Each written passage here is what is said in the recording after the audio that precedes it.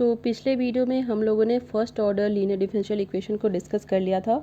इस वीडियो में हम लोग second order linear differential equation discuss करेंगे, जिसमें कि let second order linear differential equation का फॉर्म कैसा गिवन है। देखिए, d square y upon D x square plus P d y by d x plus q y is equal to r as a function of x. ठीक है, where P and q are constant. P और q जो है वो हमारा constant है and r is a function of x, where r of x is function of x. ठीक है, तो इस टाइप का अगर आपको लीनियर डिफरेंशियल इक्वेशन गिवन है तो ये है second order linear differential equation.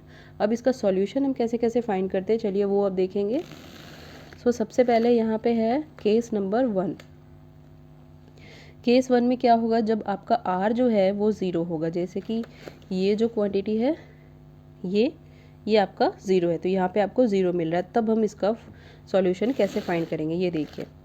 Case number 1, if are is equal to 0 then homogeneous second order linear differential equation कुछ इस तरह से बन जाएगा। ठीक है, D square y upon D x square plus P d y by d x plus q y is equal to 0, ये आपका इक्वेशन मिल जाएगा। तो इसका हम सॉल्यूशन फाइंड करने के लिए क्या करेंगे, ऑक्सिलरी इक्वेशन का यूज़ करेंगे। इसको जो हमारा ये d square y upon D x square है उसको हम एम स्क्वायर लिखेंगे, फिर यहाँ पे पी आएगा, इसको हम एम लिखेंगे plus q is equal to 0। अब हम इसको सॉल्व करेंगे, क्वाड्रेटिक इक्वेशन हमारा बन गया ये। ठीक है, अब हम इसको सॉल्व करेंगे तो हम कैसे कैसे वैल्यूज़ हमें मिलेगा, यहाँ पे देखिए। If m1 and m2 are different and real, m1 m2 का जो हमें वैल्यू मिलेगा अगर वो डिफरेंट है और रियल है तो कॉम्प्लीमेंट्री इंटीग्रल इसका सॉल्यूशन क्या हो जाएगा, C I is equal to c1 e to the power m1x plus c2 e to the power m2x। ठीक है, अगर डिफरेंट है और रियल है तो कॉम्प्लीमेंट्री इंटीग्रल इसका सॉल्यूशन हो जाएगा, यहाँ पे y इज इक्वल टू आप लिख सकते हो, y is equal to c1 e to the power m1x plus c2 e to the power m2x। ठीक है, अब देखिए अगर आपका जो वैल्यू है m1 m2 का वो अगर सेम आ जाएगा तो आपको क्या मिलेगा। If m1 and m2 are equal and real therefore complementary integral is equal to c1 plus c2x e to the power mx। ठीक है, m का वैल्यू अगर आपको सेम मिल गया यानी 1 1 या फिर 0 0 2 2, ठीक है, तो आपको यहाँ पे क्या करनी है, complementary integral is equal to c1 plus c2x e to the power mx। ठीक है, अब आगे देखिए 3 नंबर में क्या है, if m1 and m2 are complex conjugate that is m1 is equal to alpha plus iota beta, m2 is equal to alpha minus iota beta. अगर ऐसा होगा तो कॉम्प्लीमेंट्री इंटीग्रल क्या हो जाएगा, C I is equal to e to the power alpha x. ठीक है, ये जो अल्फा का वैल्यू होगा वो आपको यहाँ पे रखनी है अल्फा एक्स, ये ब्रैकेट में c1 cos beta x plus c2 sine beta x. ठीक है, ये आ गया आपका solution when m1 m2 are complex conjugate. ठीक है, अब अगला देखिए 4th नंबर क्या है, if m1 is equal to alpha plus beta, m2 is equal to alpha minus beta, then complementary integral is equal to e to the power alpha x, और ये आ गया c1 cos hyperbolic beta x plus c2 sine hyperbolic beta x। ठीक है, तो अगर आपका कुछ इस तरह से वैल्यूज़ मिल रहा है, जैसे कि अल्फ़ा आप रूट निकाल रहे हो तो अल्फ़ा प्लस बीटा और alpha minus beta plus minus में आपको मिल रहा है, तो आपको यहाँ पे अल्फ़ा की वैल्यू रखनी है और यहाँ पे आपका सॉल्यूशन आपको मिल जाएगा। ठीक है, याद रखिएगा यहाँ पे हाइपरबोलिक है और यहाँ पे हाइपरबोलिक नहीं है। तो केस 2 अब हम डिस्कस करते हैं, जिसमें कि r not is equal to 0 है। ठीक है, ये जो डिफरेंशियल इक्वेशन है हमारा, ये जो डिफरेंशियल इक्वेशन है जिसमें कि r जो है वो 0 नहीं है, तो अब हम इसका सॉल्यूशन कैसे फाइंड करेंगे देखिए। If r not is equal to 0 then non homogeneous second order linear differential equation, ये हमारा non homogeneous linear differential equation कहलाएगा। तो इसका वैल्यू क्या क्या मिलेगा, देखिए कुछ इस तरह से हमें डिफरेंशियल इक्वेशन मिल जाएगा। अब हम इसका सॉल्यूशंस कैसे फाइंड करेंगे।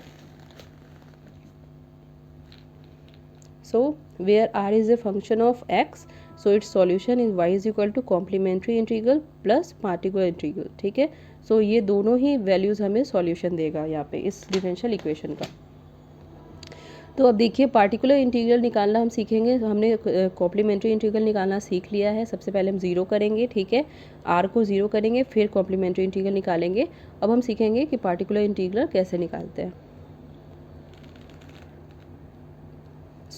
पार्टिकुलर इंटीग्रल देखिए, d square y upon D x square, ये आपका non homogeneous linear differential second order linear differential equation है, जिसमें कि आप इसको एम स्क्वायर भी लिख सकते हो, डी भी लिख सकते हो, कोई प्रॉब्लम नहीं है। यहाँ पे मैंने डी लिख दिया है, D square plus P D plus Q, ये वाई जो है बाहर आ गया, is equal to R x, where D is equal to D upon D x. ठीक है, तो अगर यहाँ पे y is equal to R x, इसका हम सॉल्यूशन निकालना चाह रहे हैं, ठीक है, F of D y is equal to R x, तो particular integral is equal to 1/f(d) into are x, ठीक है।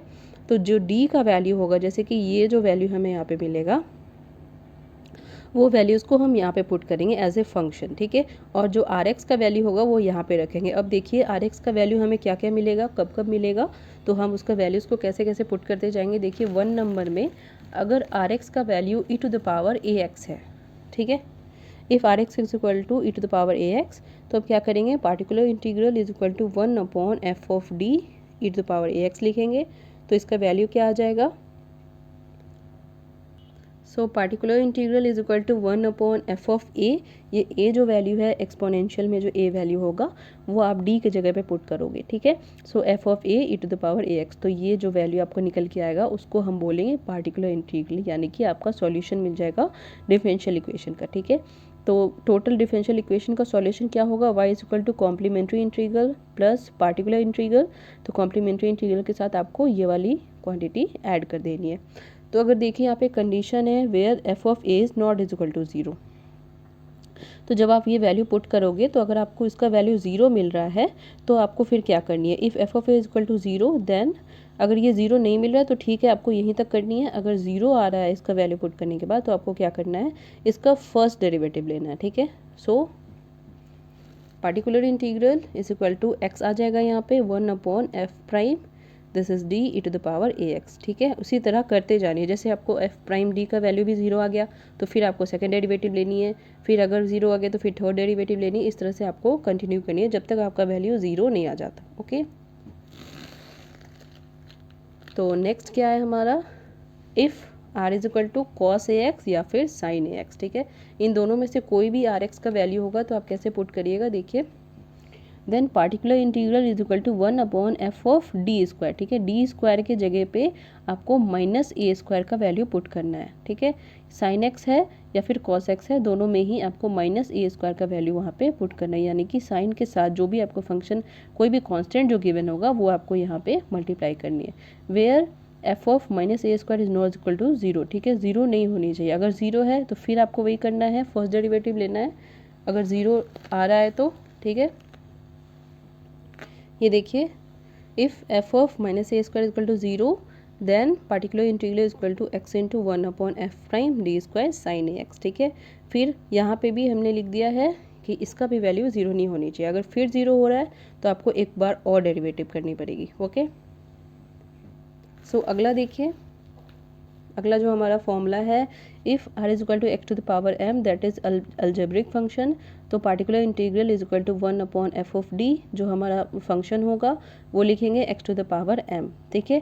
अब हम इसको ऊपर लेके जाएंगे और इसका बाइनोमियल एक्सपेंशन कर देंगे, ठीक है। जैसे कि मैंने आपको बताया है 1 + x to the power n is equal to 1 + nx plus n into n minus 1/2 factorial x square dot dot, ठीक है।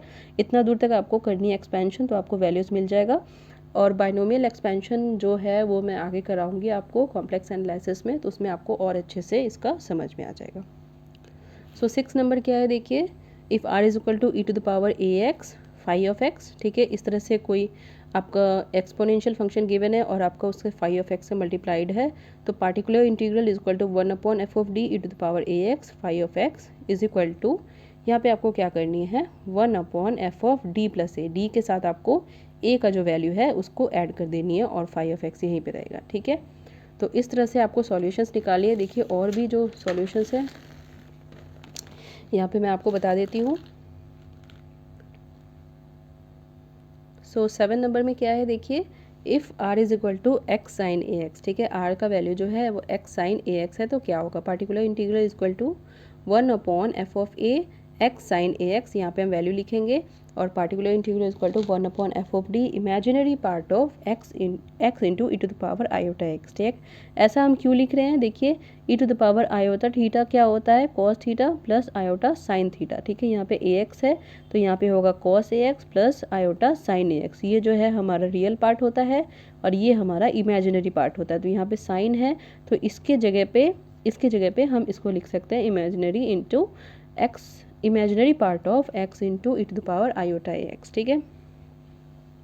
सो ये जो है हमारा रियल है और ये हमारा इमेजिनरी है। तो इसको हम कैसे इवेल्युएट करेंगे, देखिए। So this is particular integral is equal to imaginary e to the power iota x upon f of d plus iota a into x. ये वैल्यू आपको पुट करनी है, ठीक है। एफ ऑफ डी के बदले आपको डी प्लस आयोटा ए put करनी है, ठीक है। उसी तरह फिर आपको अगर x cos a x given है तो आप क्या करोगे, यहाँ पे रियल पार्ट लोगे, ठीक है। इमेजिनरी पार्ट जो आपको आएगा, आयोटा में जो पार्ट होगा उसको आप नेगलेक्ट कर दोगे और रियल पार्ट को यहाँ पे सिर्फ कंसिडर करनी है। यहाँ पे भी सेम है, देखिए। Particular integral is equal to real part of e to the power iota a x upon 1 upon f of d plus iota a into x, ठीक है। तो ये आपका सारा का सारा सॉल्यूशंस आप इस तरह से फाइंड कर सकते हो second order non homogeneous differential equation का, ठीक है। उसी तरह जो हमारा होमोजीनियस डिफरेंशियल इक्वेशन होगा, अगर आर इज इक्वल टू 0 होगा, ठीक है, तो उसका वैल्यूज़ आप कॉम्प्लीमेंट्री इंटीग्रल से डायरेक्ट निकाल सकते हो। इसमें पार्टिकुलर इंटीग्रल निकालने की ज़रूरत नहीं है। लेकिन अगर आपको नॉन होमोजीनियस इक्वेशन गिवन है तो फिर आपको ये वाली जो है ये निकालनी पड़ेगी, कॉम्प्लीमेंट्री इंटीग्रल भी निकालनी है प्लस पार्टिकुलर इंटीग्रल भी। ओके, सो वीडियो यहाँ पे कंप्लीट हुआ।